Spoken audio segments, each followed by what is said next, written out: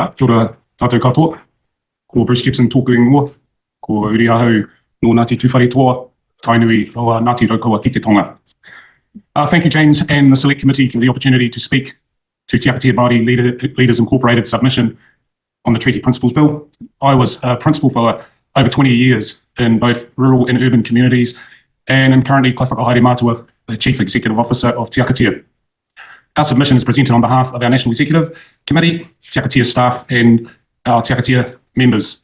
Te Akatea was established in the 1990s as a small support network for Māori tumuaki principals, and here in 2025, Te Akatea now supports and advocates for hundreds of Māori leaders and teachers who work in all forms of education throughout Aotearoa.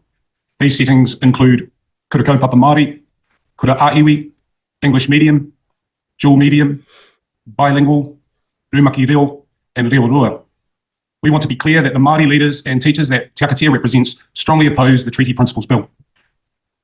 Kia ora koutou, he uri ahau no muri whenua, nai takatoa, ngā te kahu, ngā puhi ngā iwi, ko Therese Ford ahau. I descend from muri whenua in the far north, and I'm a direct descendant of chiefs who signed He Wakaputanga and Te Tiriti Waitangi. So I'm here representing my whānau and taking responsibility for the vision that my tūpuna had. I also descend from Irish ancestors who came to Aotearoa and settled because Te Tiriti enabled them to do that. I have a background in teaching and senior leadership in schools. I've also worked at a university as a lecturer and a researcher specialising in educational leadership. I currently work for Te Akatea and I provide support for Māori principals and non-Māori leaders who want to lead their schools in ways that uphold He Wakaputanga and Te Tiriti Waitangi.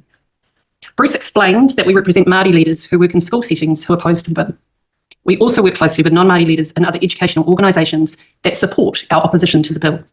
In September of last year, Te Akatea worked with leaders from 12 education organisations to release a public statement that articulated our collective rejection of the Treaty Principles Bill. These organisations include NZEI Te Reo Rua, the New Zealand Principals Federation, the Post-Primary Teachers Association PPTA, the Secondary School Principals Council, the Teaching Council of Aotearoa New Zealand, the Pacific Principals Association, Te Rito Maioha, the Early Childhood New Zealand, Montessori Aotearoa New Zealand, the New Zealand Kindergartens Network, the Special Education Principals Association of New Zealand, the New Zealand Association of Intermediate Middle Schooling, the New Zealand Schools Trustees Association. Some of these organisations have presented their organisational submissions, however, some have not, which is why we wanted to highlight that they support our submission. More importantly, we want to highlight that these educational organisations represent thousands of educators, the educational sector of Aotearoa, and we're all part of a collective that strongly reject the Treaty Principles Bill. Our written submission was crafted based on feedback that we received from leaders at the end of 2024. We proposed that our submission be taken as read. We do not intend to repeat everything we wrote, but we do want to draw your attention to two critical points that we made in our submission. The first is that Te Tiriti is sacred, and the second is the impact on education. This oral submission also includes comments our Māori leaders have shared with us in recent weeks. Te Tiriti is sacred. This bill seeks to redefine a document that is sacred. It is our position that Te Tiriti o Waitangi was and is an enduring covenant of care and hope between Māori and the Crown. It is unlawful to interfere with sacred agreements. Unfortunately, we don't have the time to provide the authors and supporters of this bill with any history lessons, which they desperately need, about what happened between 1840 and the 1970s. So instead, we want to highlight the immense progress that has been made in education in Aotearoa since the establishment of the Waitangi Tribunal in 1975. As a community of educators, we've all worked hard to better understand and give life to Te Tiriti o Waitangi.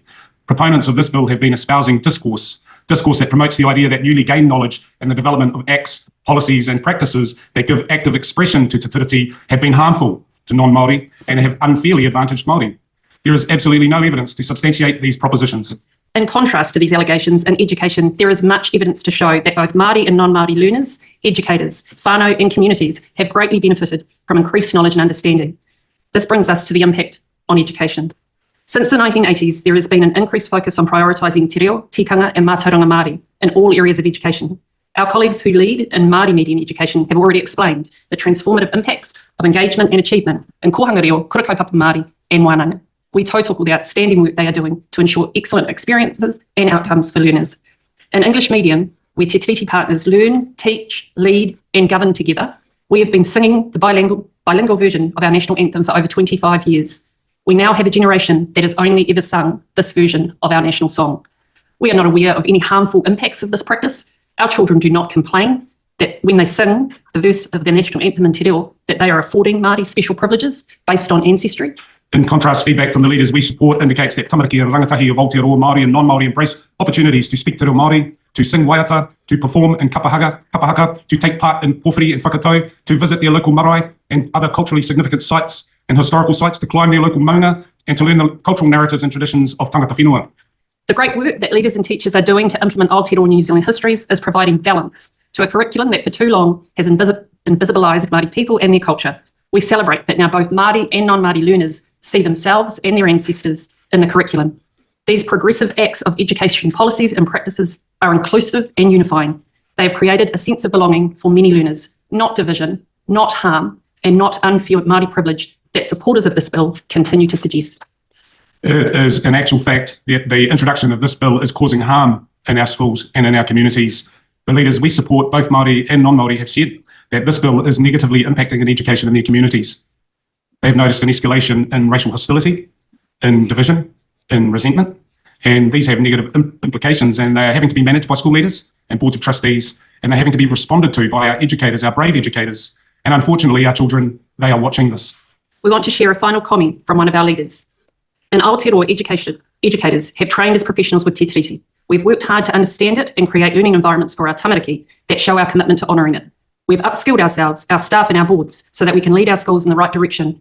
This bill seeks to undermine all of that learning, all of that hard work, and leave us with nothing. In closing, we suggest that the architects of this bill follow the example of real leaders, Māori and non-Māori leaders, teachers, boards and young people. Learn about te tiriti o Waitangi, let go of your unfounded fears and embrace the care and the hope that te tiriti promised us all. Thank you, Bruce and Dr. Ford. That's the time for the session this morning. So just on behalf of the committee. Right. I know education, Nick, correct me if I'm wrong, that's more your kettle of fish, isn't it? Yeah. Yeah. Yep. So I'll let you take the lead on this one. Yeah, no, happy to. What did you think of this? I mean, I think that's a very well put submission, particularly, and I was just listening to the number of co-submitters that signed on to that submission. There were massive numbers of submitters of organizations that signed on to that submission. So they were speaking with a huge number of voices there.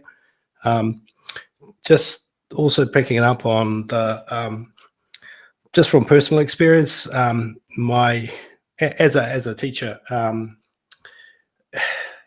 I wouldn't be able to just with learning Te Reo Māori in teachers college. Wouldn't be able to be as effective a teacher as as I would have been without Te Reo Māori, and also Te Ao Māori and Te Kanga, those components that come into teaching practice. So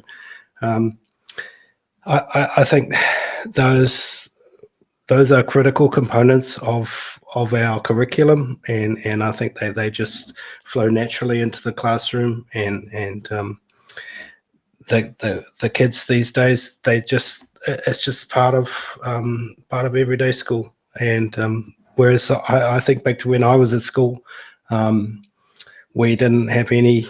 There was none. It just wasn't there at all. Whereas nowadays it's just part of the everyday schooling, part of the English curriculum, part of our mathematics curriculum. Everything's just seamlessly melded through, and I think our kids are all the better for it. So I'd thoroughly endorse everything that's been said through that presentation there. I mean, the fact that we start immersing our tamariki almost from day one, from kindergarten into Te Reo Māori, and that just didn't happen a generation ago. So we're making good progress in that space. And I think to step back from that would be a huge loss and something that we should be very, very worried about. So yeah, that was a great presentation. I was just quickly looking during that submission at the treaty breaches that impacted education for Māori, and I'm reminded of my great-grandmother who was smacked for speaking te reo Māori, and she passed on the attitudes that she took on to my grandmother, saying that, don't speak Māori. That's what barbarians speak. That's what savages speak. Don't speak this. Go marry a white man. And again, that attitude, parts of that attitude got passed down onto my own mother, who had very little to do with, Ngāti Kahanunu ki Wairoa, which is the iwi I'm part of, and Kaitahu. That connection was essentially broken. She walked away from that. She didn't know about it. She didn't, to this day, she still struggles with that. And a lot of that has to do with the treaty breaches in regards to Māori education. And, we can start from 1844. Provision was made for Māori education as part of the process of civilizing people of iwi descent, which object may best be attained by assimilating as speedily as possible the habits and usages of the native to those of the European populations. And then you've got the Tōhanga Suppression Act of 1907. And then you've got, even as recently as 1986, the education system in New Zealand is operating unsuccessfully. Judged by the system's own standards, Māori children are not being successfully taught. The education system is being operated in breach of the treaty. Mm-hmm. So 3 examples I've just lifted from that document. Here we go. I'll put it up on the screen so everyone can see it. I put that in the chat so people can read up. But yeah, you can see this is intergenerational. Attitudes are learnt when you're a kid, when you're going through the education system. I've learned a lot of horrible stuff being a kid in primary school, and attitudes are passed down. So yeah, in order to counter that, you need to work in collaboration with Māori and find out what they need. You work in collaboration with Hapu. And this bill is essentially going to get the government permission to not do that. Yeah, no, 100%. It's not going to. I mean, when we start teaching our young kids, even from the age of 5 and now even younger, from 2 up to 4 and then 5 onwards, when we start teaching te reo Māori as part of the everyday curriculum, it creates an interest and a hunger for learning about te reo Māori, about the Māori world, and it just becomes an accepted part of our young kids' world, and there's no fear, there's no resistance. It just becomes part of our kids' world. Whereas you go back a generation, or maybe 2 or 3, to the example that you just gave, Laura, where there was that fear, and even worse, punishment. So that's our history. That's where we've come from, and we need to redress that. We need to make the changes. We need to put the work in. It rolls back to the last submission with those kids saying, "Does the government hate me?" Yeah. I'm like, yeah. Look, there are examples right here. The government in the past advocated for this stuff. Attitudes are still being carried on from generation to generation. Yeah. Very little's been done to correct it. So, yeah. Well, I mean, for those who say that's an outrageous question, you just go back and look into our history, and it's a very legitimate place. There are legitimate things in our history that would make you ask that question. So we never want to go back there again. That's why we have to really put a big hard no up to what's going on at the moment.